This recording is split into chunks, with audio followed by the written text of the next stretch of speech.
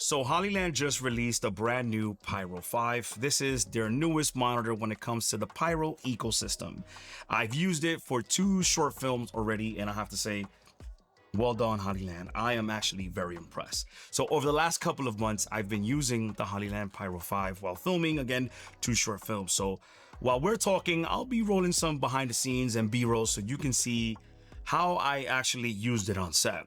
And again, this isn't going to be a full technical breakdown, but I just want to, I want to share the features that actually really stood out to me when it came to my type of productions. You guys know I do a lot of short films when it comes to product reviews. So I took it on set with me, and this was good. So the first thing I want to talk about is camera control, guys. This monitor has camera control. So honestly, I didn't think I was going to use it as much as I did, but being able to start recording, stop recording, adjust settings without walking back to the camera, it's gonna save you a lot of time, which it did. It saved me a lot of time. So now it's kind of hard to go back. I have the Pyro 7, and I'm willing to sacrifice, the bigger monitor real estate for this small one because of that. So the next thing that I love, not only that it has camera control, this monitor is a transmitter and a receiver. Yes, this is a transceiver just like the Pyro 7, but it has a lot more features than the Pyro 7. So depending on the shoot, I can change what I need to do without carrying extra gear. And that's a huge plus for me.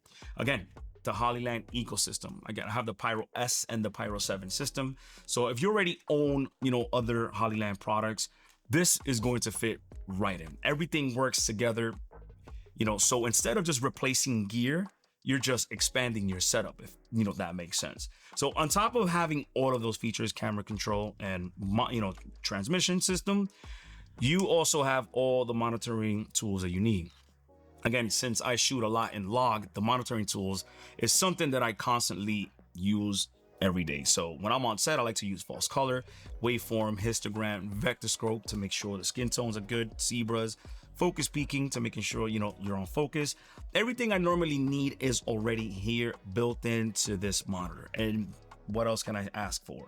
Anamorphic and LUT support. If you've been following this channel, I already shoot with a lot of anamorphic lenses, and having the anamorphic D squeeze built in for me on any monitor, not just this one, is real big, because I can see exactly, what my frame is going to look like while I'm shooting. I don't have to guess how the framing is going to look.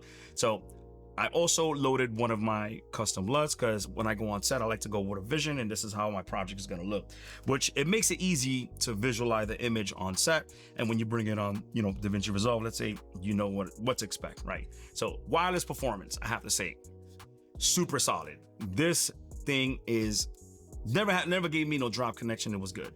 So I used a first AC to pull focus, and it never gave him a reason to think about it. He actually told me this with the combination with the Pyro, he said it was pretty good. And honestly, that's exactly what I want from a wireless gear, is I want it to work. I don't want it to, be cumbersome and start dealing and troubleshooting on set.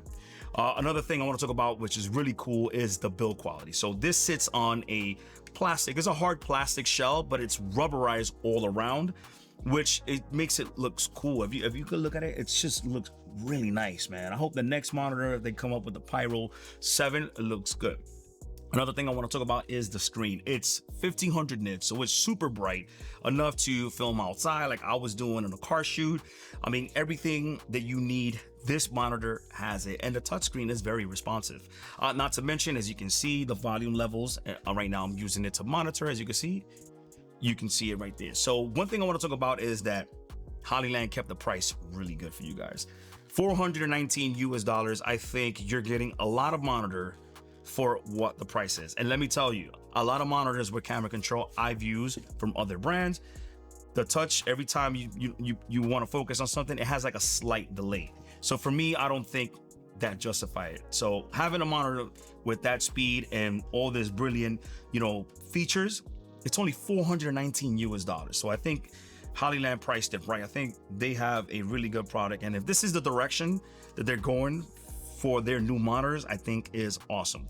Oh, not to mention, thank God we don't have those flimsy antennas. Now you have these push in, which honestly I'm a big fan of. That's a good, huge plus. Hollyland, thank you so much.